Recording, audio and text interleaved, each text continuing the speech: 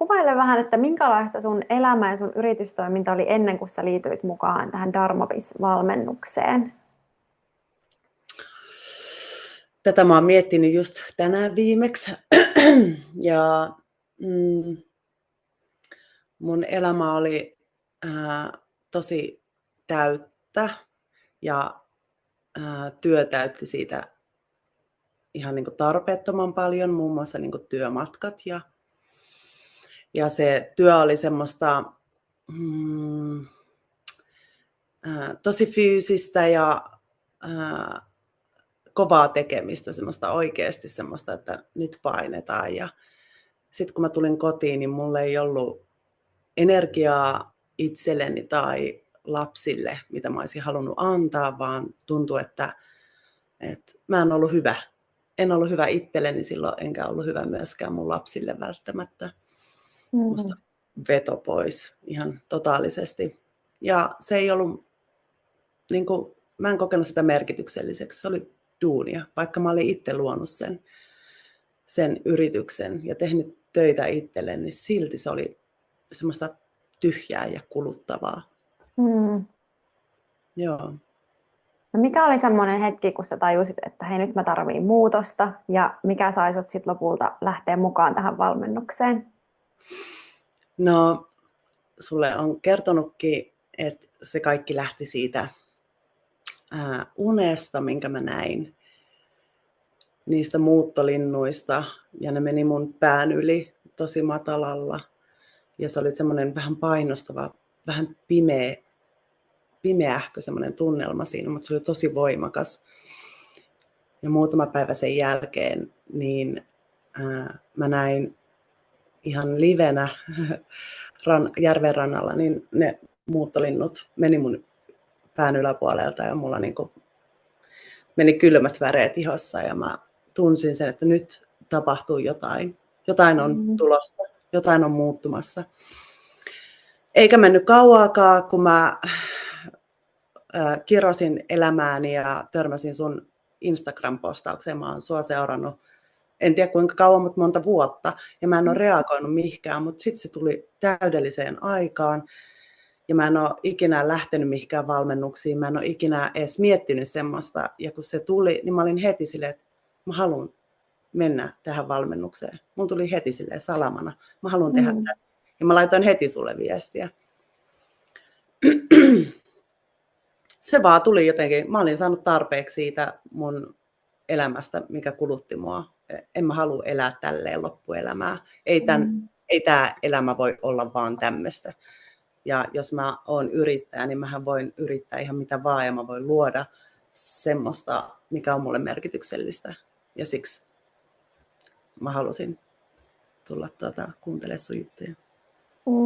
Vitsi, toi on ihan huikea toi uni ja sitten, että sä näin sen vielä niin kuin livenä oikeasti. Mulla tulee edelleen ihan kylmät väreet. Mulla tulee, kun sanoit sen, niin mulla menee kananlihalle. Jep. Ja sitten mä muistan sen, kun meillä oli se eka kartoituspuhelu, niin sä taisit vielä just soittaa niin kuin autosta sieltä vanhan työympäristön jostain siis mä olin mun pakettiautossa ja mulla oli halokeltaiset vaatteet päälle ja maalia naamassa ja joku. Siis, se oli semmoista HC-miesten duunarihommaa, semmoista rakennusalaa siis. Niin kuin. Ja se oli kyllä, vitsi se meidän puhelukin, niin mä olin silleen, että ei, tää on, edelleen tuntuu, kyllä, tää. Joo. Mahtavaa. No epäröitkö sä sijoittaa ensin tähän valmennukseen, varsinkin kun sä et niin kuin aiemmin ollut myöskään käynyt mitään tämmöisiä valmennuksia? No joo, siis mä tiesin, että se tulee maksamaan jotain, sitten mä juttelin sun kanssa ja sitten sä sanoit sen hinnan, niin ei mulla silleen sydän tippunut pattaan ja silleen, että ei pysty, vaan mä olin silleen, että okei, ja mä prosessoin sitä sen ajomatkan ja mä soitin jollekin ystävällekin ja mä sanoin, että hei, tämä maksaa tämän ja tämän verran, mutta kyllä mä menen siihen. Että mun täytyy, mulla oli semmoinen, että mulla siis koko keho sanoi, että kyllä, tämä, niin ei niin kuin, ja nyt jälkikäteen ajatellen varsinkin, niin best money ever spent on myself, ehdottomasti. Oikeasti. Mä en ole tehnyt itselleni mitään tällaista. Mikä niinku, siis ei sillä rahalla oikeastaan ole enää mitään väliä. Ja mä epäilin sitä, että miten mä pystyn sen maksamaan, mutta tässä sitä ollaan. Kaikki järjestyy. Kun mä sanoin kyllä sille, että mikä mua kutsuu, niin sitten asiat rupeaa lutviutumaan sen ympärille. Niinpä. Vaikka välillä saattoi epäilyttääkin, mutta sitten sä olit aina silleen, että no niin, kerää itsesi. Ja sitten taas lähti soljumaan. Ja sä sanoit kyllä itsellesi. Ja sitten myös se, että niin kun oikeasti laittaa siihen sitä rahaa, niin siitä tulee vähän semmoinen hyvällä tavalla myös semmoinen paine, että okei, että nyt pitää oikeasti niin tehdä myös tämä muutos. Kyllä, joo. Semmoinen, että minkä takia mä maksan tätä, jos mä en oikeasti käy näitä asioita. Ja musta tuntuu, että mä kävin niin kuin tosi voimakkaita sisäisiä muutoksia, varsinkin, että kävin niitä kurssialustan juttuja niin kuin myös, mutta se sisäinen työ oli sitten niin kuin kahta työlämpää tavallaan, että se oli niin kuin se, mihin mulla ehkä meni kaikista eniten niin kuin aikaa, ja sekin oli niin kuin tarpeellista. Ne kaikki sun materiaalit ja ne kysymykset niissä ja ne, mitkä sai niin kuin ajattelemaan sille, että niin ne jäi niin kuin aina pitkiksi ajoiksi pyörimään mun päähän. Ja sitten mä prosessoin niitä niin kuin pitkin päiviä. Mitkä on ollut semmoisia isoimpia oivalluksia nyt tässä meidän kohta puolen vuoden matkan aikana? No mulla tulee päällimmäisenä mieleen ne niin kuin, rajoitukset, mitä meillä on tuolla päässä, mitkä on muiden keksimiä ja meidän itsemme luomat. Niin ne, että mitä hittoa. Siis, niin kuin mua naurattaa nyt silleen, että mitä helvettiä. Että mä oon niin kuin oikeasti kelannut, että mä en voi siksi kun tätä tai tota tai niin jotenkin. Mä oon sulle sanonut monta kertaa, että mulla on siis semmoinen olo, että mä pystyn tehdä niinku ihan mitä vaan. Niin se on istahtanut mun sisimpään ja se pysyy siellä. Mä toivon, että se pysyy siellä. Tai sitten että se tuli jäädäkseen se tunne, että mieli voi olla tosi niinku monille meistä aivan varmasti on se tosi rajoittava juttu, minkä takia ei elä unelmaansa tai edes pyri sinne. Niinpä. Joo, ja sitten ehkä myös se unelmien visualisointi ja semmoinen, niin kuin sulle pystyi sanoa kaikki vähän niin kuin semmoiset hulluimmatkin jutut pystyi heittämään sulle, että no mä oon ehkä miettinyt tämmöistäkin ja tämmöistä ja vähän niin kuin, että mä sain sulta sen huomion mun unelmille ja sen niin kuin, että sä olit siinä mua varten kuuntelemassa niitä ja sitten kun mä puhuin niitä ääneen sulle, niin sitten ne alkoi niin kuin muotoutua mun päässä ja se, niin kuin, se että sä oot niin kuin mua varten näissä meidän istunnoissa, niin se on niin kuin ollut se, mitä mä en ole saanut mistään muualta millään rahalla tai en ole edes yrittänyt, mutta siis, niin kuin, että se on varmaan se myös tärkeä juttu tässä. Jep, ja sitten just oikein, että kuinka paljon niistä uskomuksista on just silleen, että ne ei ole edes sun, vaan ne tulee just sieltä jostain ulkopuolelta.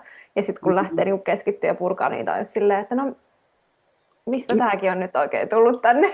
Niin, nimenomaan. Ja niin, yleensähän ne tulee jostain muualta, mutta me itse niin kuin hoetaan, jäädään kokemaan niitä itselle. Joo, ja itse asiassa mulla on tähän tämmöinen nopea tarina. Meillä oli viikonloppuna mun tyttären synttärit ja mun isä tuli tänne. Ja mun isä on niin kuin nuorena taiteillut, mutta se on niin kuin sanonut mulle joskus, että taiteella sä et voi elättää itseäsi taiteilijana. Ja se on jäänyt jotenkin. Se istutettiin muhun aika pienenä. Ja mikä on sitten myös estänyt mua toteuttamasta itteeni.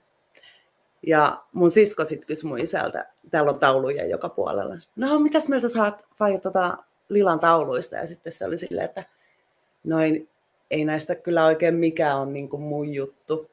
Ja mä kuuntelin keittiössä, mä olin silleen, että jes, ei tunnu missään. Tiedätkö, ne on mun juttu, niitä ei tarvitse olla kenenkään mun juttu. Ja tavallaan se meidän isän hyväksyntä, niin sille ei enää ole väliä.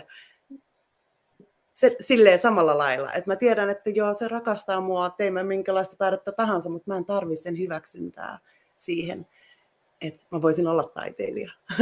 Tai että mä oon taiteilija. Niin, ei vitsi, ihan huikea, siis vau. Wow. Nyt sä et niinku itse enää kanna sitä tarinaa. En, se ei tuntunut musta. Joo. Mä kuuntelin, mä olin silleen, yes, mä oon päässyt siitä. Ihan himmeä.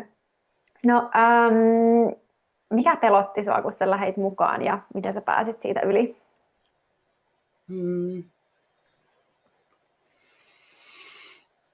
No varmaan sinne epämukavuuden sietäminen ja sen niin kuin, siitä huolimatta niin kuin eteneminen. Niin kuin varmaan toi sosiaalinen media on ollut mulle se juttu, että vaikka mä oon sen omalla tavalla tehnytkin, välillä vähän häselöin ja hösilöin ja julkaisu lähti ja uppista, ei vitsi se meni jo ja vähän niin kuin tätä tyyliä, mutta ainakin mä teen sitä. Mä oon niin kuin, se ei enää pelota mua samalla lailla. Ja senkin kanssa, kun mä huomaan, että mä teen sitä, niin se on aika siisti prosessi siinä mielessä, että mulla on koko ajan semmoinen olo, että hei, mä koko ajan enemmän ja enemmän kasvan siksi, ketä mä oon tänne tullut olemaan ja ketä mä oon. Ihan niiden julkaisujen kauttakin tavallaan, mikä on mua ennen pelottanut hirveästi. Ehkä se, että mä oon niin kuin alkanut laittaa itteeni alttiiksi niin kuin, ja ottanut niitä askeleita. Koska mä luulen, että ihan vaan unelmat aikaisemmin oli mulle pelottavaa. Sellaista, niin kuin, mitä mä en, niin kuin, niitä ei jotenkin edes uskaltanut unelmoida, kun ne tyypit tuolla sanoi, että älä nyt viitti. Niin sitten se ehkä niin kuin itsensä kuunteleminen on ehkä ollut myös pelottavaa, kun ajatellut, että ei se tule tapahtuu. Ja tässä mä nyt oon. Jep, ja siis musta on ihan huikea nähdä myös se niinku, tavallaan energeettinen muutos, mikä sussa on tapahtunut. Sä oot nähnyt sen koko jo. Että sieltä niinku marraskuusta ja siitä niinku semmoisesta harmaasta, vähän lannistuneesta energiasta niinku, tähän, niinku, mikä musta tuntuu, että on sitä sun ydinenergia nyt, että sä oot semmoinen iloinen ja pirskahteleva ja luovuus virtaa ja niinku, asioita tapahtuu. Se mä oon ja sen mä olin niinku kadottanut ja se oli myös se syy, miksi mä tiesin, että se on minussa ja mä halusin sen takaisin. Mä haluan, että se tulee niinku jäädäkseen enemmän tai vähemmän. Totta kai tulee kaikkea elämän varrella, mutta tavallaan olin mä kyllä, mä oon itkenyt sulle, tämäkin on ihan hullua, että mä oon niinku itkenyt sulle ja niinku, mä oon ollut ihan siellä, mä oon ollut oikeasti aika huonossa paikassa silloin syksyllä. Ja sitten mä sain ihan hirveästi voimaa aina meidän tapaamisesta myös silleen, että mä aina olin, kenenkaan nyt mä puhuinkin, niin mä sanoin, että ei vitsi, että mulla oli tänään Irinjan kanssa tapaaminen ja se aina luo muhun ihan hirveästi toivoa ja uskoa. Että nämä on oikeasti auttanut siinä niin kuin pimeydessä. Silleen, että on ollut silleen, että okei, Irinja vaatii multa tätä ja mun pitää itse vähän niin kuin keräillä ja silleen. Mä itkettää. Ihana.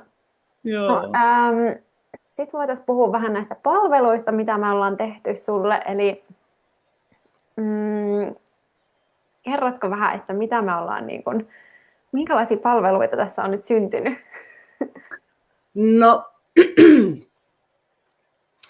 nyt varmaan semmoinen, mikä tulee ulos tässä keväällä, niin on semmoinen sielun muotokuva tai sielun maalaus tuote, mikä on herännyt tässä niin kuin sunkaan jutellessa. Ja se lähti siitä, kun mä aloin kertoa siitä, että kun mä mietin jotain ihmisiä, niin sitten mä alan näkeä niin kuin niiden värejä. Ja mä oon intuitiivinen taiteilija, niin mä harvoin niin kuin sketsaan mitään tai teen mitään suunnitelmia tai on muutenkaan hirveän järjestelmällinen. Sekin on sitä ydinenergiaa. Ja sitten tämmöinen konsepti, että ihminen tulee mun luokse tai netin välityksellä keskustellaan muutama hetki sille, että päästään laskeutumaan samaan energiaan ja ollaan molemmat siinä tilassa. Ja sitten mä kysyn sellaisia merkityksellisiä kysymyksiä ihmiseltä. Ja sitten mä alan maalaa intuitiivisesti, mitä ikinä värejä se tuo mun mieleen, se henkilö tai se meidän energia, mitä se nostaa sieltä, niin sitten mä alan maalaamaan. Ja samalla kun mä maalaan, niin sitten mä kerron sille henkilölle, että mitä nämä kuvastaa. Mulla tulee mieleen aina, kun mä teen jotain, että tämä kuvastaa, tämä muoto tai kuvio tai väri tai kohta kuvastaa sun herkkyyttä tai sitä, että sä oot paljon pään sisällä tai mitä nyt ikinä. Ja se voi olla niin kuin semmoinen tosi semmoinen uniikki kokemus ihmiselle, että joku tekee kuvan, maalauksen, niin kuin, miten se näkee sun sielun. Mm. Ja tämä on niin kuin, ehkä semmoinen, niin kuin, mua jännittää, mä huomaan kun mä puhun. Tuohon tulee semmoinen jännityspistos, mutta se on hyvä. Siitä tulee hyvä. Hyvä jännitys. Niin, just niin.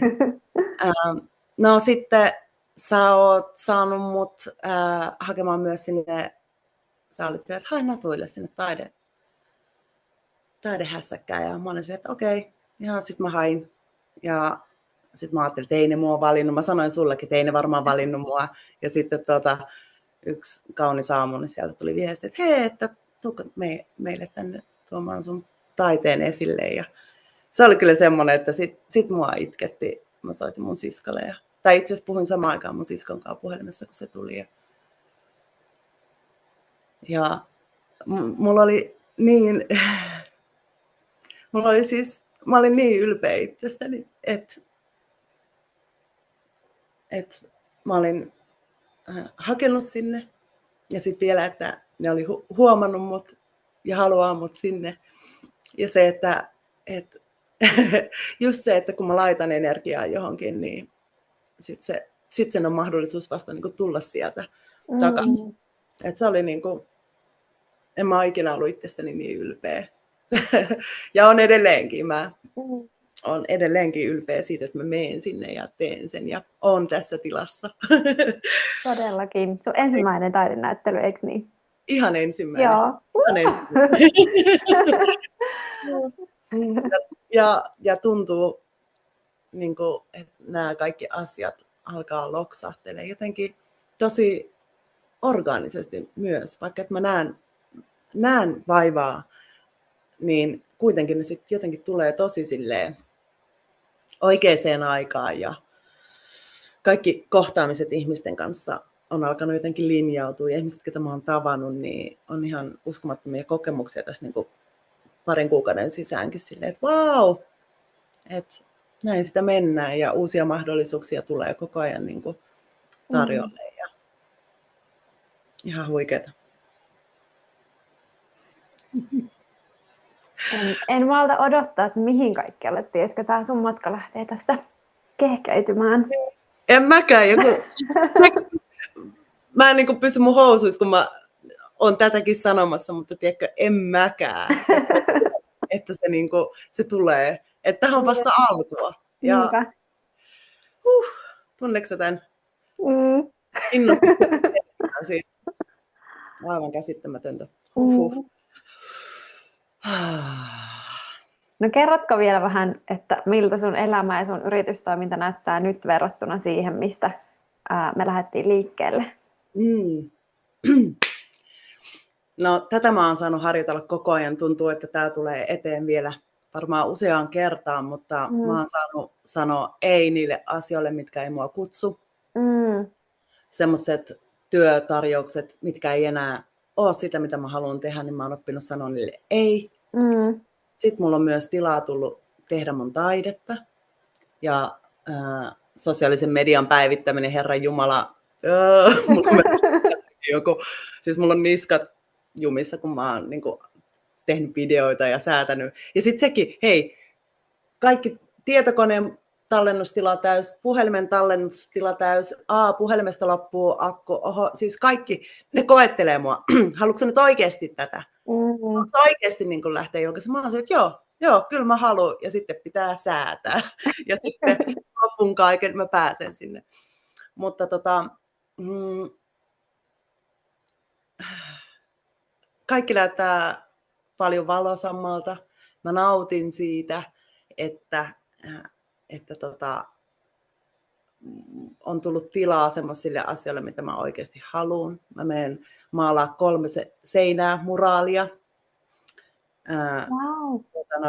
Yhdelle pariskunnalle 3 huoneeseen. Ja he sanoivat, että tee se oman aikataulun mukaan, joten mä saan sinne sitten katsoa, että mihin mulla mahtuu. Ja en tiedä, mä oon vaan ihan superluottavainen. En mä olisi voinut kuvitella, että mä oon näin luottavainen niin kuin tämän mun yrityksen uuden suunnan kanssa tässä vaiheessa. Ei mua enää niin kuin pelota. Mulla on semmoinen usko, että kyllä tää tästä kun vaan niin kuin on niin kuin itsensä kanssa ja sitä mitä haluaa, niin on rehellinen ja ei voi mennä väärään suuntaan. Mikä on ollut suurin muutos sussa itsessäsi nyt tämän valmennuksen aikana? No kyllähän siis se on, niin kuin säkin oot huomannut, niin tämä mun energia, tämä mitä mä annan tähän ympärille, niin tämä on 360 astetta siihen, mitä se oli tuossa syksyllä. Tämä on se minä. Mä tunnen tämän Lilan. Tämä on se, kuka aina välillä joskus pilkahtelee, mutta nyt tuntuu, että se on niin kuin enemmän tai vähemmän vallitseva koko ajan.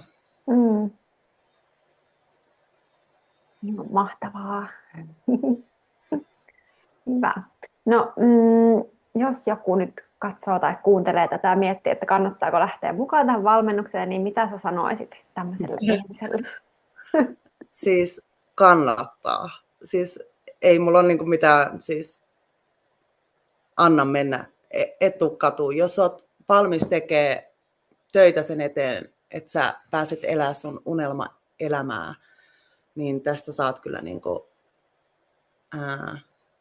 10 arvoiset opit ja semmoiset, niinku, tämä ei ole myös pelkästään matkaa siihen yritystoimintaan, vaan tämä on sisälle tänne. Täältähän se hyvän yrityksen ja unelmaduunin niin kuin koko juju lähtee täältä susta sisältä. Ja se on, jos olet valmis työskentelemään itsesi kanssa tai haluat olla parempi ihminen ja kehittyä ja tehdä unelmista totta, niin heli jees. Oikeesti. Mä lähtisin mukaan niin kuin ihan koska vaan uudestaan. Mä en miettisi hetkeäkään, vaikka on ollut kivuliaskin tai taival niin kuin ajoittain, mutta en mä vaihtaisi päivääkään. Kaikki on tämän arvosta. Ihanaa, kiitos. Mun pitää miettiä teille, kun jatko-ohjelma seuraavaksi. Joo. Mikä se voisi olla? Mikä se voisi olla? Next level Dharma. Next level. Se voisi olla johonkin tuonne toisiin ulottuvuuksiin. Jep. Tää haltuu eka. Ei, ihana, kiitos Lila tästä haastattelusta ja meidän yhteisestä matkasta, joka vielä onneksi jatkuu vähän aikaa.